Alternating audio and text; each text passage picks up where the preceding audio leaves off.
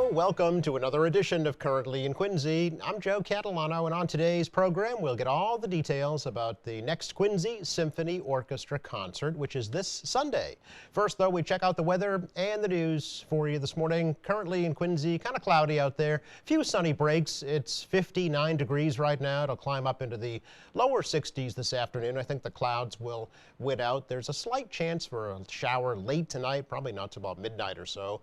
A low around 50 degrees. Kind of a half and half weekend coming up, the last weekend of October. Tomorrow, definitely the pick of the weekend with a mix of sun and clouds. Highs tomorrow right around 60. The rain moves in for Sunday, probably not till the afternoon, but it will be heavy at times, kind of raw and damp throughout the day with highs Sunday only in the upper 50s and still kind of gray and murky on Monday with clouds, a slight chance of some mist or sprinkles. Monday's highs in the low 60s. Matter of fact, the first half of next week looks kind of unsettled with clouds and showers possible for the first few days of next week. Right now, though, 59 degrees with the clouds and a little sun here in Quincy. In the news today, another urgent care clinic is coming to Quincy Center. Beth Israel Deaconess Hospital Milton says that it will open the new center at the former site of the Quincy Career Center on the parking way right next to Party City next spring. Now, this new center will be staffed by board-certified emergency physicians who are also Harvard Medical School faculty. The services will include primary and specialty care, diagnostic imaging, and medical radiology services. The Urgent Care Center will be open 7 days a week and serve adults and children over the age of 2 with urgent but not life-threatening injuries or illnesses. Patients that need more advanced treatment would be transferred to the emergency room at Beth Israel Deaconess Hospital in Milton. Quincy officials would like to know how people feel about the city getting into the internet business. A new survey is seeking opinions on a proposal for the city to create its own broadband fiber optic network and then let internet companies compete to offer internet service to the city. As supporters say, the city-owned service could lower internet costs by at least 30% for customers.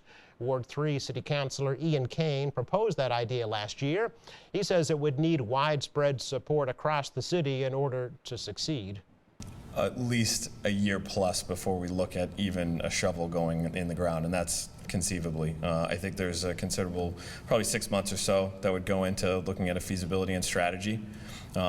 Before then, we're really trying to gauge interest from the public, which would be a component of how we factor the financing, because this will be considered the way in which it finances off the subscribers that would join, right? So we're not going to look into developing the entire city, but we'll look into which sectors are more interested first, and then based on their interest, basically it's financed into each of their, over the life of the project. Let's say it's a 20 or 22-year project, it would be financed on a monthly rate based on that. A survey on Kane's plan is available at quincyfiber.com. And in addition, a survey will be included in next year's municipal census. Depending on support, a feasibility study would be conducted and a rollout plan would then be developed. There is no initial cost estimate for the service. 2 Quincy men have been charged with taking baseball bats to a car parked right near Quincy Center earlier this week. And what may have been a vendetta against the owner, police say 37-year-old Samuel Adamson and 36-year-old Nicholas Fleming smashed all the windows and the front lights of a van that was parked on Franklin Place at about 2:30 Monday morning. The men also reportedly stole a tent from inside the vehicle. They were arrested a short time after the incident and faced charges of malicious destruction, vandalism, and larceny. Police say no other vehicles were damaged. The former Arlington Street in North Quincy is now Richard Stratton Way. During a dedication ceremony last Saturday, the city officially renamed the roadway in honor of 88-year-old retired Navy Captain Richard Stratton of Quincy, in commemoration of his distinguished 30-year naval career, including over 6 years as a POW in North Vietnam. Stratton said it was the support of his community that got him through some of the most difficult years of his life. It was family. When we took a look And we actually did a survey, if you can believe this. It gets boring at times in between torture and prison. We took a survey of, why do you think that you're still here standing up in one piece? And it came back, it was neighborhood. It was family, it was church, it was school, it was looking out for one another. It was a sense of humor that only free people can know and joke about. And this is what we had in common. And of course, the wise owls turn around and say, well, that's nostalgia on your part. That's wishful thinking on your part. You're just pulling that out of your ear. And I turn around and say, no. So I can prove it to you. There are people like the Creedon family and the fire department, the education department. They stayed here. They didn't leave Quincy. They stayed here and made Quincy, its school and its fire department, better places. We had Peter Grissom went to the Marine Corps, did his time in Vietnam, came back, and decided to make North Quincy High School a better place. Well, he couldn't do it by himself. He turned around, and Eileen Feeney decided she was going to stay around and make sure that Peter did the job right. And then she got a lust after the job and not only raised her own family here and sent them to school, but ended up her career being the principal of the high school. You got people who don't go away. Michael Morrissey lives down the block. He's still serving. Well, granted, he went over to the county and he kind of, went kind of uppity on us, but he's still living here and still one of us. Michael, hi. And this is so true that we tend to overlook it. And it's family that holds us together. Quincy, North Quincy is part of my family. Stratton went on to become a counselor to work with veterans suffering from PTSD, as did his wife of 60 years, Alice. Stratton's son, a Marine Corps captain, led the Pledge of Allegiance during that ceremony. And now that you are up to date with weather and news, let's check out our programming lineup for you for later on today here on Quincy Access Television. It will begin with a replay of this program currently in Quincy today at 5 o'clock. Then at 5:30, the Quincy Asian Resources Recent Candidates Night. Sorry, opening remarks. Sorry, we'll have Courtney start, then we'll have... And then messages from the candidates in the November 5th election tonight at 7 o'clock. At 8:30, Quincy, North Quincy High School girls volleyball from October 15th. Currently in Quincy, the interviews at 9:35 with State Representative Ron Mariano. I am very 10 o'clock tonight, a look back at a World War I housing effort here in Quincy. Undertaking in Quincy. Democracy Now! Tonight at 11 on Channel 8. And then at midnight, we'll have messages from the candidates again for you. Check out Channel 9 every day. Learn about Quincy City Departments, different committee activities. That all starts at 5:30 with Quincy in Focus.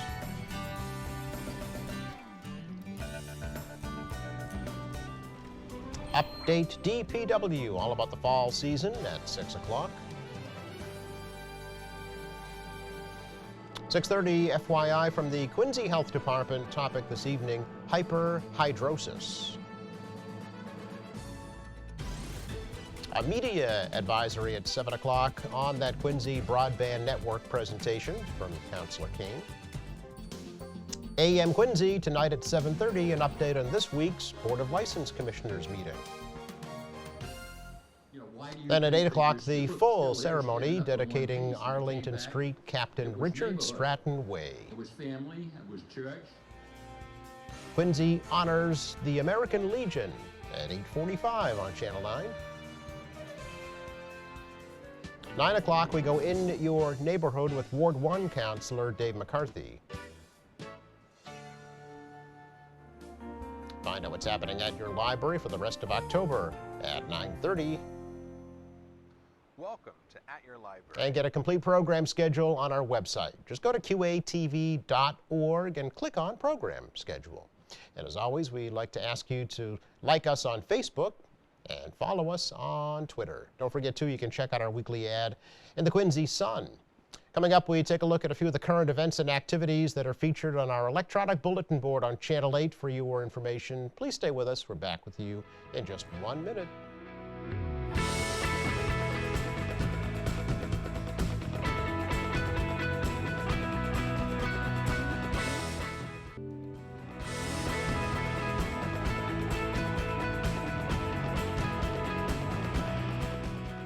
Welcome back. Here is a check of some of the current events and activities that are showing in our electronic bulletin board on Channel 8 for your information. The annual Harvesting Hope fundraiser to benefit Dove Domestic Violence Ended is happening tonight up at the Boston Marriott Hotel at the Crown Colony Office Park here in Quincy. You can visit dovema.org or call those numbers on your screen to get more information. Tomorrow night, it's the 20th anniversary celebration for the Quincy Animal Shelter. It's called the Save Them All Ball, and it'll be up at the Terrell Room on Quarry Street tomorrow from 7 to 11. There'll be music, dancing, food, drinks, prizes. It's all to raise funds for the shelter. Go to their website, quincyanimalshelter.org. You can enjoy fall in Mount Wollaston Cemetery in Quincy tomorrow with the Quincy Parks Department's Environmental Treasures Program. Members of the Quincy Quarry and Granite Workers Museum will be highlighting the skill and the artistry of the granite monuments there at the cemetery. The tour will also pay tribute to the late Quincy historian Tom Galvin. He led many historical walking tours up at that cemetery. Call 617-472-0799 to learn more. And Sunday, it's the annual Quincy Lions Club Pancake Breakfast. Stop by the 1000 Southern Arteries main dining room from 8 to noon. You can get your tickets for that right at the door. And if you have an event or an activity you'd like to promote, visit our website, qatv.org. Just download a bulletin board request form, fill it out, send it in. We'll get your message up here on Channel 8, too. Coming up, we check in with Brian Hickox and Yoichi Utagawa about this coming Quincy Symphony Orchestra's Sunday concert at Quincy High School. That's next.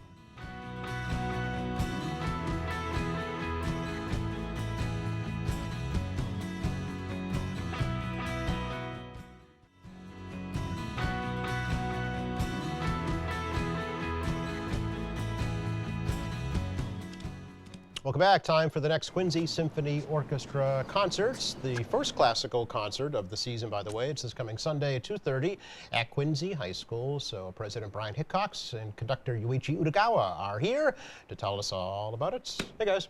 Hello. How you doing, Chad? Good. Welcome back. Welcome back. Thank you. Last time I saw you both, it was in the middle of Adams Field during Arts Fest on a gorgeous Saturday afternoon, actually.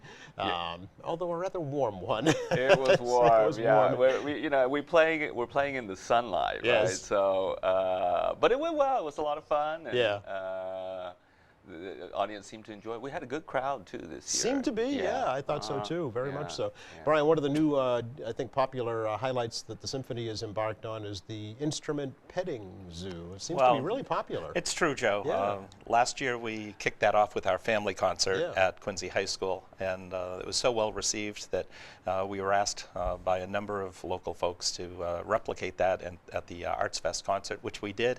And again, it reiterated our excitement to see those little faces and some more grown-up faces sometimes too, Sure. as they actually got to put their hands on and even try to play some of the instruments. Yeah, yeah. How are the musicians responding to that? You know, I think it makes us think back to our own days Yeah. when we were first experimenting with our own instruments, and how that fascination, turned into a passion, and now performing either on an amateur or professional basis. Right. And so, this could be the spark, the bud for that young future musician. Well, isn't that the best way to perpetuate an organization, especially a volunteer organization, is to inspire the next generation, right? Yeah, there's no doubt. Absolutely. Yeah. Absolutely. Yeah. I mean, that's for sure. I think that's one of our missions at the Quincy Symphony. Yes. Right? Is to preserve and grow this music, and Yes. the audiences for it, and the future performers. And that, I think, is one of the main differences between a quote-unquote professional orchestra and a community orchestra, right? You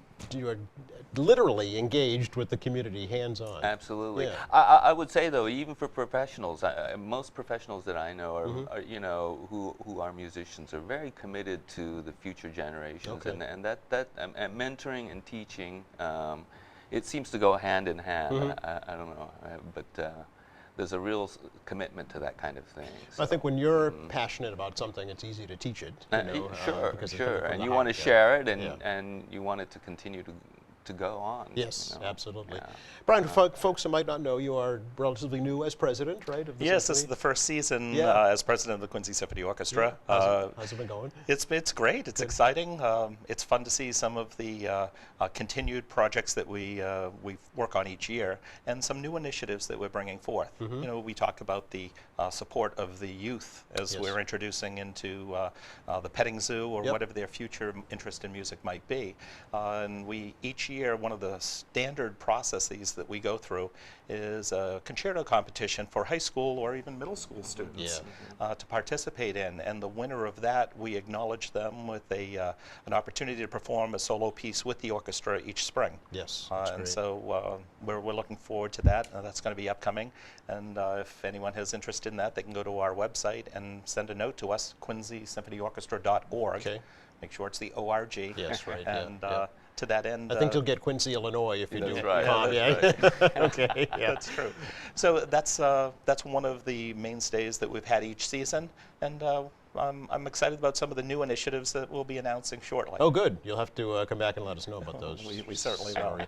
Although new as president, not new to the orchestra. No, some 36, 37 seasons now. So I think I was 4 when I started. Right. Yeah.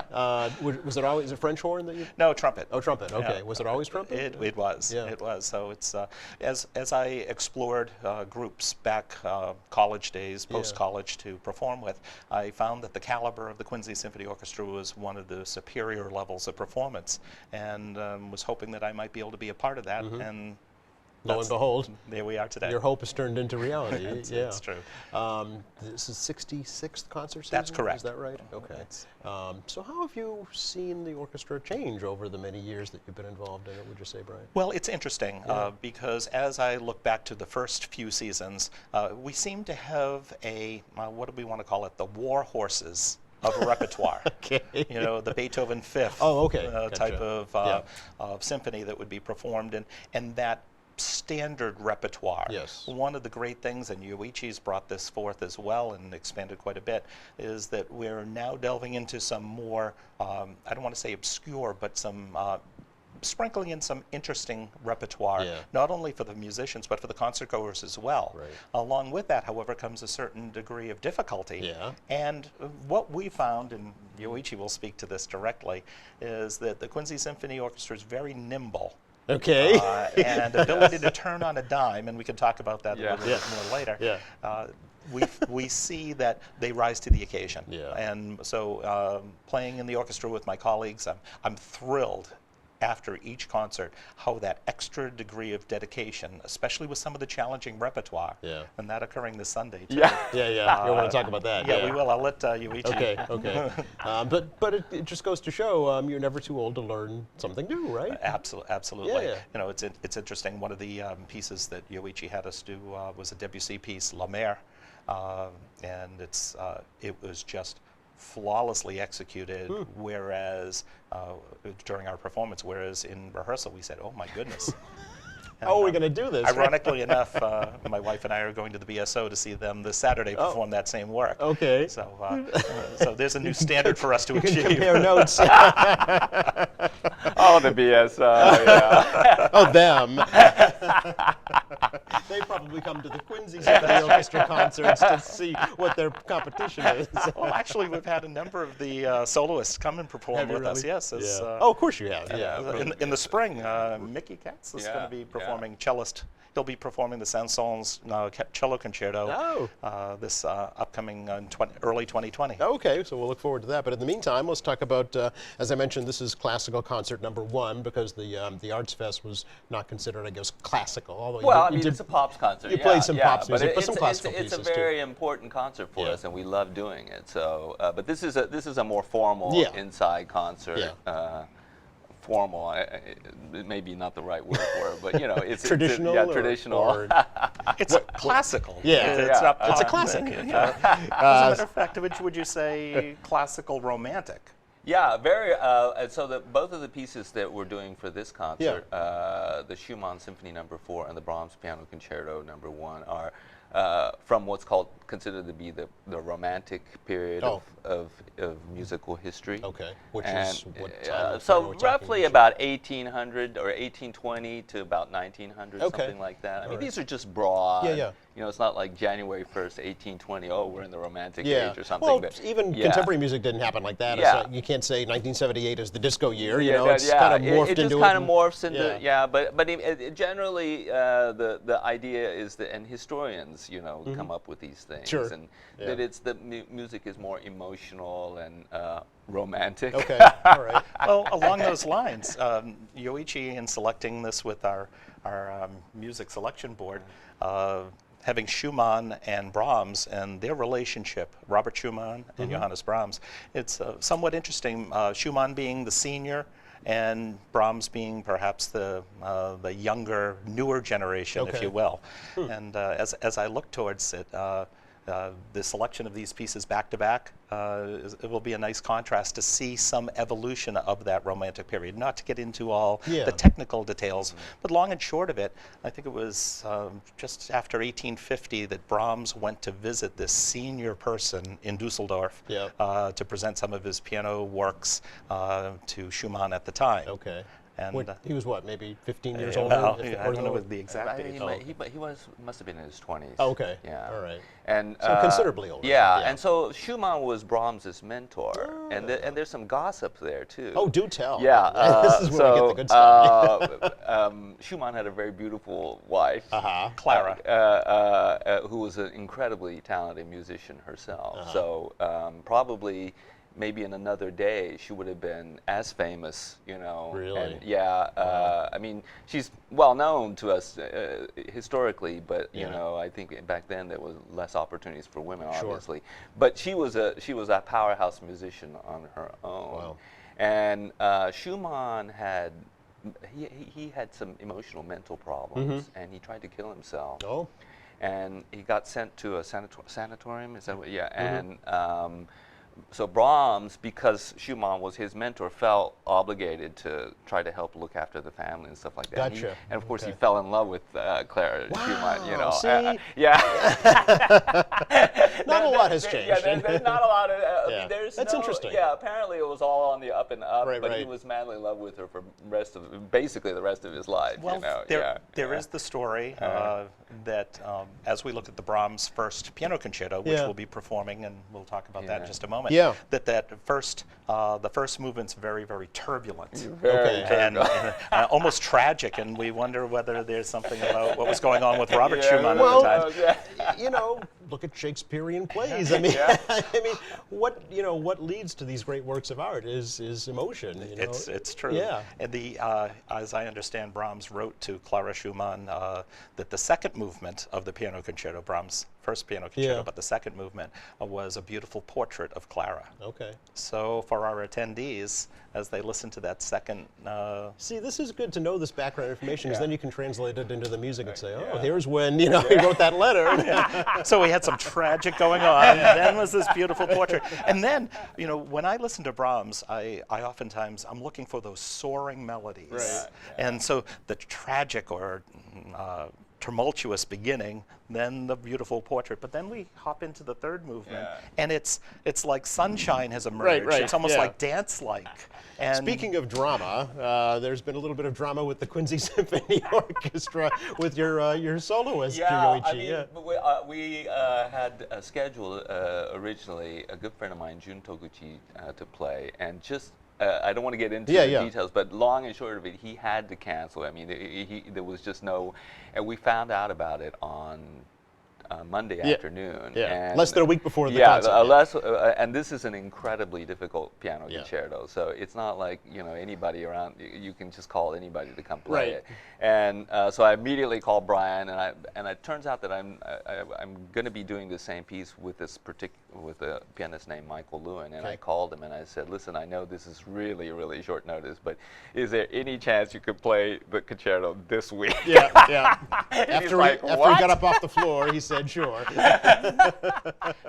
So within 24 hours, he was at the piano That's at our great. rehearsal Yeah, Tuesday night. yeah. That is dedication That is to a- music. and That he really is. He's an incredible player. Yeah. He's concertized all over the world. That's He's amazing. won all kinds of competitions. He's for a long time he was the chair of the piano department at the Boston Conservatory. I mean, he's played with the Boston Yeah. Pops. So, good for him for stepping up. Yeah, and good and- for the symphony, yeah, too, no, and- because he gives credit to you folks as yeah, well. So we're fortunate that he agreed to do it. Yeah, and the motto of the show must go on. So. Yes. Sunday, 2:30 at the Lloyd Hill Performing Arts Center at Quincy High School. Free as always, but donations I know are generously accepted. So thank you both. Thank you, so Joe. much, You're Joe. very welcome. Have a great show again. Thank you so much. Take Just care. enough time to recap the forecast for you for the rest of the day today. Kind of what you see is what you get. Clouds, a little bit of sun, right around 60 degrees or so. And tomorrow, definitely the pick of the weekend. Get out and enjoy it with sun and clouds, rain on Sunday, and kind of unsettled really into next week as well. Thanks to Brian Hickok, Suichi Utagawa for joining us from the Quincy Symphony. Thank you to our crew, and thank you for watching. Monday at 11:30, members of the Quincy Point Congregational Church right here on another edition of Currently in Quincy.